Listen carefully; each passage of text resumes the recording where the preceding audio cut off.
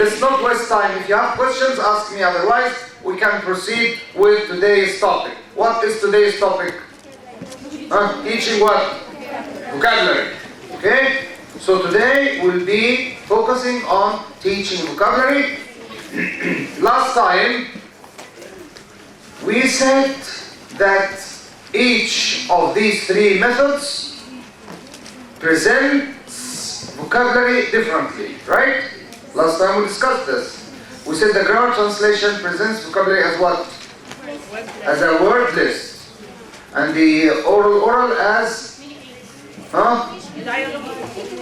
through situations and through dialogues.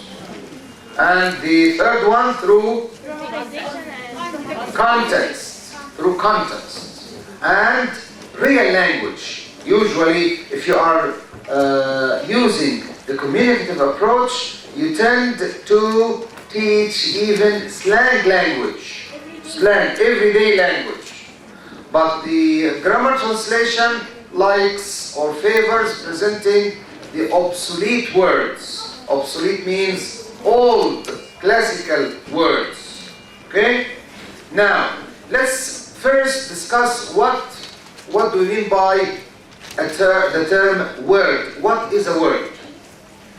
What are the characteristics of a word?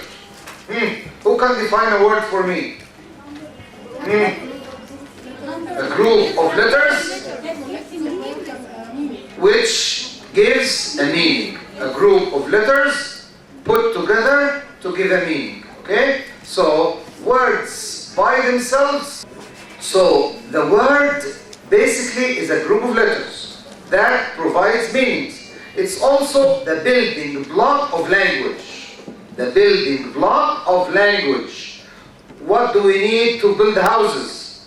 Basically, bricks. So words are like bricks. To buildings, words to language are like bricks to buildings. Okay? Words are the building blocks of the language. And how can we identify the word? How do we know that this is a word? What makes us determine the number of words in a sentence? How can we tell the number? Yes, space. So words are identified by the space that comes before and after them. And you make a mistake when you write the articles. Most of you, when they write the articles, they attach the article to the noun that follows it. So, instead of writing them as two words, they write them as one word, which is wrong. I usually take out 5 points for this. So please make sure that the word grammar you spell correctly, and when you write, for example, a book, you write a space book. A lot, a space a lot. But the majority of you just do not leave enough space between the articles and the word, as if the article is part of the word. The article is not part of the word. The article is a word and has the same sovereignty that a big word has. What's sovereignty? Siyada. So this article A is a word, and it has the same sovereignty as a word like Mediterranean. Okay? So Mediterranean is big, but A is only one letter. So the word can be one letter or a group of letters put together. Understand? Now, when we talk about words in English, we have two types of words. We have two types of words. Basically, we have two types of words. We have what we call function words and, very good, function or grammatical. We have what we call function or grammatical. And the other category is called content. Content words. Notice how I'm saying the word content. I'm not saying it content. Content means different thing. Content means what? No, content. Content means happy. Yes, Very good. So I can say I'm content today or I'm not content today. But content is part of the curriculum. When you study curriculum, you know that curriculum is made up of many elements. A major element of the curriculum is the content. And also content words. Content words refer to nouns, verbs, adjectives, adverbs. So how many content words do we have in English? 4, in any language. Nouns, verbs, adjectives, adverbs. Okay? These are the content words. And the function words are, who can give me examples of function words? Conjunctions, prepositions, pronouns, articles, and auxiliaries. We have 5. So for function words, we have 5 categories. For content words, we have how many categories? 4. When we teach the content words, we teach them as vocabulary, new words. But when we teach the function words, usually we teach them as grammar. So function words are presented in grammar classes. But in reading classes, in writing, in speaking, we present content words. So if you want to present the function words, usually you present them through what? Grammar classes as rules. So if you want to present, for example, the prepositions in, on, at, this is in grammar classes. Okay? But what we are talking about today is how to present the content words, not the function words. Function words are presented in grammar class. Understand? Yes. The number of content words is almost unlimited. The number of content words in the language, in English, is unlimited. Unlimited means too many or very little? Too many. They are about 4.5 million words. 4.5 million words. Okay? The number of the content words in the English language is about 4.5 million words. Do we need to know all these words? No. In order to become bilingual, bilingual is a person who can speak 2 languages, English and Arabic, you need to master between 5 and 10,000 words. 5 and 10,000 content words. Do you know how many vocabulary do you have?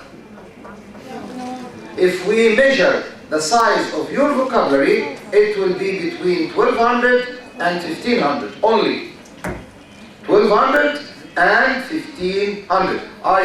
One time I did a research and I compared the vocabulary size of our students, of our graduate students, and you as graduates of College of Arts, and they came up, there was no difference. The average was 1,200 words. 12,200 كلمة. Of course, if you possess 1,200 words, you cannot claim to be a bilingual or a good English teacher.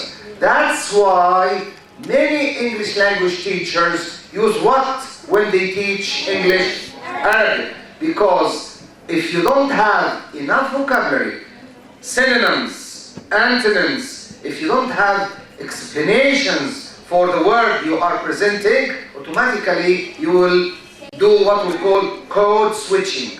Code switching refers to using the mother tongue in the classroom. You switch to the Arabic language because simply you don't possess enough vocabulary to explain to your students. So a major duty that you should all shoulder is to develop your vocabulary. And I told you before that there are some sites that you can spend every day, 1 hour. If you spend 1 hour every day on the internet to develop your vocabulary, your grammar, your language skills, you will become a very good teacher also and a very good bilingual person. Anyway, So the size of the content words I said is what? Unlimited. Unlimited means too many. The size of the function words is limited. How many words do we have as function words, do you know? How many words are there in the English language to serve as function words? About 136 words. Only 136 words. So the total number of the function words is about 136. If you compare 136 words to 4.5 million content words, this is nothing, right? The function words are very important. They are more important than the content words. Why? Because they represent between 40 to 60% of the total number of the words within a sentence. Again, any sentence that you write or use is made up of words. If you count the number of function words within a particular sentence, you will find that they represent between 40 to 60% of the number of the words within a sentence. Let us, anybody can tell me any sentence. Who can think of a sentence and say it to me? Any sentence that comes to your mind right away. Again? Ahmed goes to the school, to his school. Ahmed goes to his school. Okay? How many function words do we have in this sentence? Ahmed goes to his school. Two. What are they? Two and his. Two out of what? How many words are in the sentence? 5. 2 out of 5 is what? Percentage-wise? 40%. So for any given sentence, if you count the number of function words, they will come up to be about 40. They can even be 60 or 70% of the total number of the words within a sentence. This gives you confidence when you read, because I already know 50% of the number of the words. I already know 50% or 60% of the total numbers of the word of the sentence. In this way, I can guess the meaning of the words that I don't know. So the function words serve two purposes. It gives you confidence that everything is not new. Okay? But it gives me some idea about, should I guess or will I be able to know the meaning of the new words? If you know the function words, the possibility that your guess will be right is high. Guessing also is very important technique to use to understand the meaning of words. So we should encourage our students to guess the meaning of the new words instead of running to look them up in what? Dictionaries. Looking words up in dictionaries is not a good technique. It's not a good technique. It's a technique, but you can use when everything else fails. When you cannot really guess the meaning of the new word in a sentence, you can look it up in the dictionary. But not every word I don't know its meaning, I look it up in the dictionary. So looking the words up in a dictionary is not a good technique to develop your language abilities or the size of your vocabulary. Understand? You have to have what we say grammatical skill to guess the meaning of the word. You should be able to determine whether this word is noun or verb or adjective or adverb first, and also what comes before and after the word. The context can determine what the word means. Okay? Understand? I can write here, I will write now a sentence that looks very strange to you. But even without knowing the individual meaning of the words within the sentence, you will still be able to understand something because of the grammar of the sentence. So grammar and words are very important important to understand what we read or what we hear. Let me write this sentence for you now, and you will laugh with us. We will laugh together, but you will be able to determine what it means, even though you don't know what each word means. That, of course, we all know that. Okay? Content word or function word?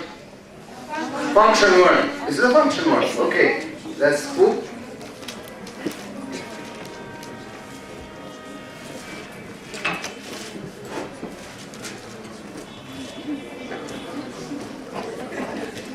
The spooky, Erdl, Neve,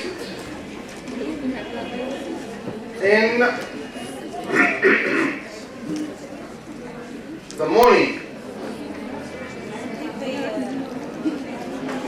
Okay. The spooky, Erdl, Neve in the morning.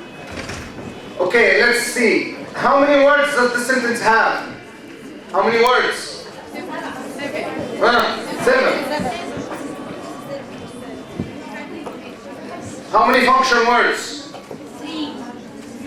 1, 2, 3. 3 out of 7 is what? 3 out of 7 percentage-wise. About what? 40? 40 what? 42 or 43? We say 30 out of 7. This is 4, 28. 20, so it will be about 74, not 73, 47. So 47% is function words. Now, do you think this is English or not? This sentence is English or another language? Why? Because we have that, and we have morning. And there is also one thing that can tell us that this is English. The spooky, Erdl, Neve. What is the verb?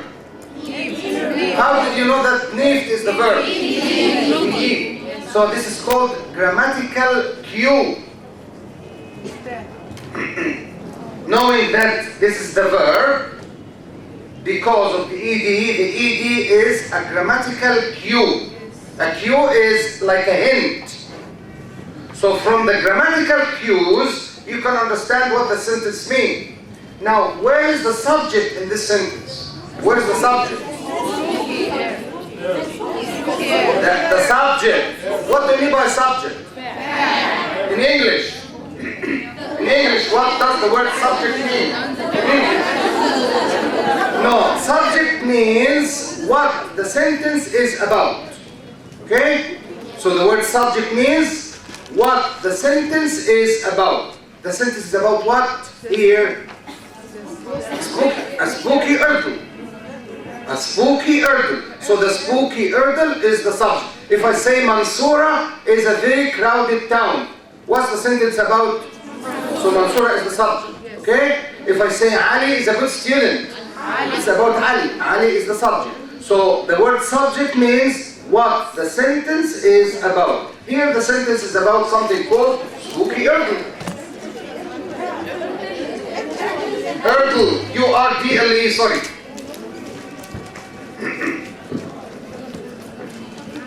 The spooky Erdl. So the sentence is about something called spooky Erdl. So, Erdl is a noun or adjective? Noun. And spooky is adjective. How did you know that spooky is adjective? Because it's noir. So this is again morphological cue. Morphological cue. Because in morphology, the word morphology means the study of endings and beginnings of words. What's morphology in Arabic? Morphology. علم ايه؟ صوتيات ايه الله يهديكي يا آية؟ عندنا في السنتاكس. السنتاكس اللي هو ايه؟ نعم. والمورفولوجي صرف. علم الصرف. صرف يعني ايه بالعربي؟ يعني تحويل الكلمات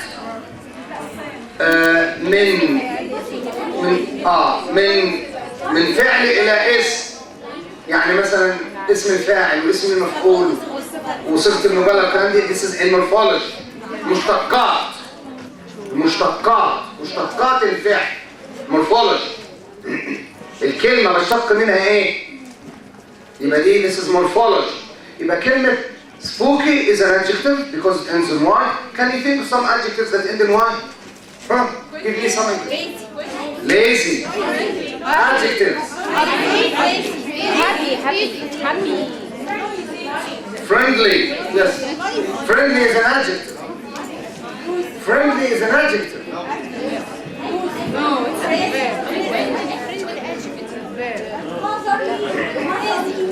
Friendly is an adjective, yes. It ends in Y, but this ends in Ly, not Y. I want just Y. This ends in Ly. This is an adjective, yes. Noisy. Lazy. Lazy. Z. Crazy. Tidy. Funny. Ugly. So all these words are adjectives. Naughty, yes. Naughty, mujax, naughty, yes. So here, this is an adjective, and here, this is the noun, and here, this is the verb, and this is the subject, and starting from the verb until the end of the sentence, this is called what in English? Predicate. No, predicate. Okay? Cover. Predicate. We have the subject and the predicate. The predicate is the verb plus anything that follows. This is called the predicate. Okay? So we have the subject. So these are called grammatical cues, whether morphological cues, syntactical cues, whatever cues we get. This is how you should guess when you meet a word that you don't know its meaning. If I ask you now, what did the Erdl do? What did the Erdl do? Is the Erdl animate or inanimate thing? Inanimate. Probably it's an inanimate. What did it? Because I said it. What did the Erdl do? It what? Nieved. Can you describe the Erdl? Describe the Erdl for me. Spooky. The Erdl is spooky. So the idea is you don't need to know exactly the meaning of the word in order to understand the general idea of the sentence. We are not required to stop at every word to know exactly what it means in order to understand the text as whole. You can even answer some comprehension questions without knowing exactly what the word means. Just you get the general idea, the main idea, and you will be very good in comprehension and in the English language. Okay? So let's go back to function words. We said they are unlimited, and all of you should master the 136 words.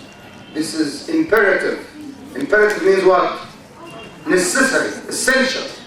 So it's very important for you as would-be language teachers to master the 136 English function words. The conjunctions, you should all know the conjunctions, the prepositions, the pronouns, the auxiliaries. How many auxiliaries do we have? Auxiliaries. 4. What are they? To be, to have, to do, and the modals. Okay? To do, to be, to have, and the modals. These are the auxiliaries. And they help the verb, they help in making the question, they help in changing the sentence from affirmative to negative, they help in many things. That's why they are called helping verbs. Anyway, so, as I was saying, we should teach the function words in what lessons? Grammar lessons. Now let's move back to the content words, because this is what concerns us. You can give it any meaning. The spooky means something ugly that scares you. The scary bird flew. The scary bird flew. Okay? It's just, usually we use this sentence to instruct our learners that even without knowing the individual meaning of the words in the sentence, you still can understand what the sentence talks about. Okay? So, when we talk about the content words, we have some dimensions to look at when we teach the content words. In order to claim that you know a word, you should know 4 things.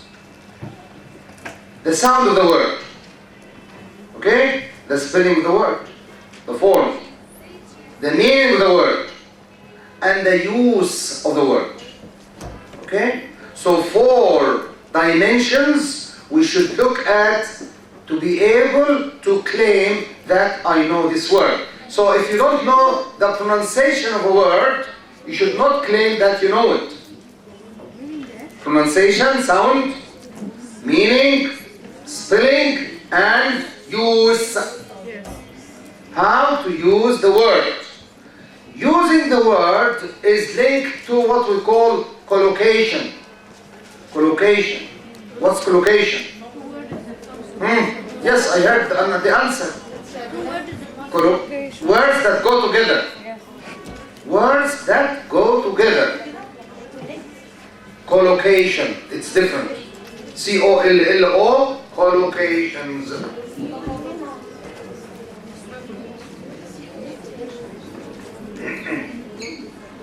Collocations. Words that go together. This is important also when we teach vocabulary.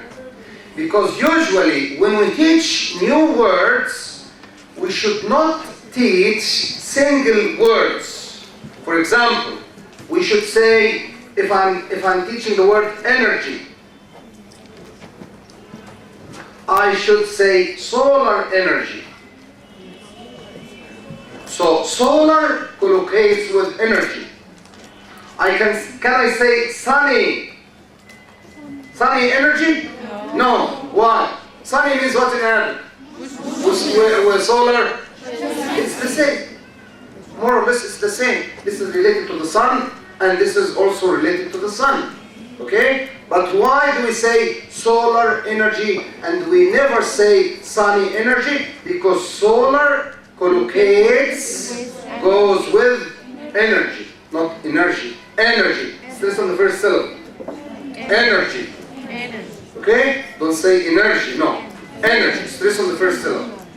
So, this is what we mean by collocation. Words that go together. You can use the word friendly, for example. Friendly what? Friendly people. Okay? You cannot say friendly enemy, for example. Is a friendly enemy? No. Sunny weather. Yes, a sunny weather. But not solar weather. No. Sunny day. So the words that go together, these are called collocation. Collocation is related to how the word is used. So we have 4 dimensions to look at when we teach the new content words. What are they? Sound, meaning, spelling, and use. Use is very important also. We cannot, for example, say we drink cigarettes. In Arabic we say he drinks cigarettes, right? In Arabic we say this, يشرب سجاير, يشرب. We cannot say this in English because the word cigarettes collocates with what? Smokes. Okay? But drinks collocates with what? Water, juice, whatever. Okay? So words that go together is very important when we teach the meaning of new words. We are not going to talk about the sound, how to introduce the sound of the new words, because we will deal with this in pronunciation. Okay? We are not going to talk about spelling because this will be in writing. We will only be concerned about the meaning and use. Okay? The meaning and use.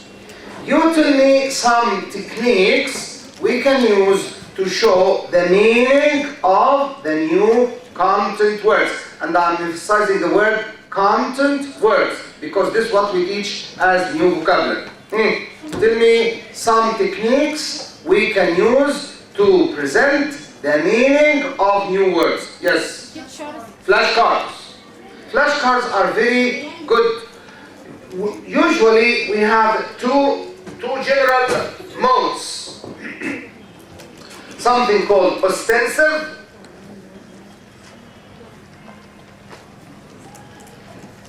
and something called linguistic.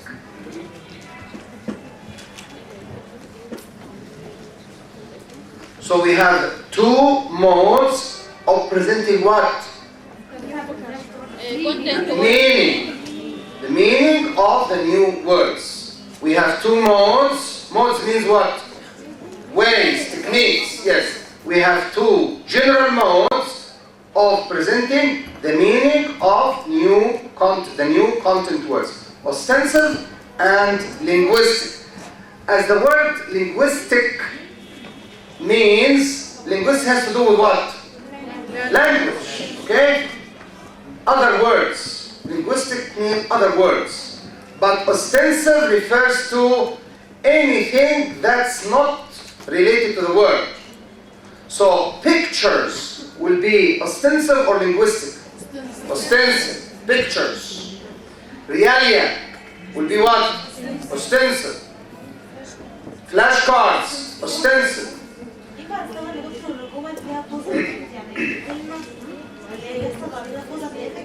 Cause and effect in here. Definition. Linguistic. Synonyms. What's synonyms? Words that mean the same thing. Linguistic. Antonyms. Linguistic.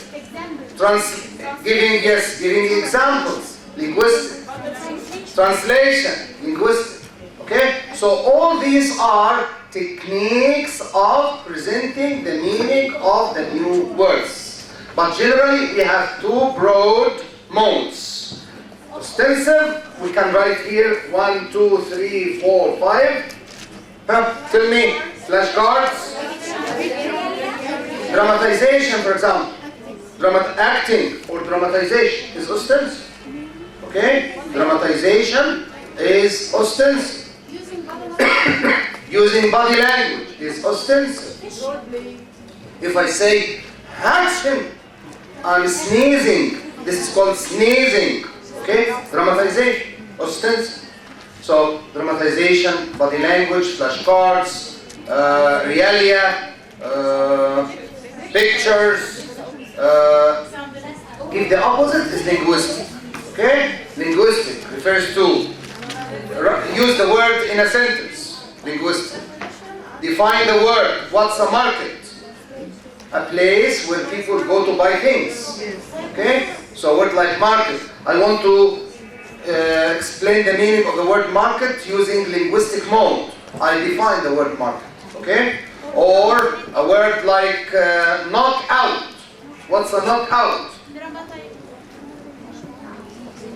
Knockout. Knockout means very beautiful. So if I say knockout means very beautiful, this way I use ostensive or linguistic? Linguistic.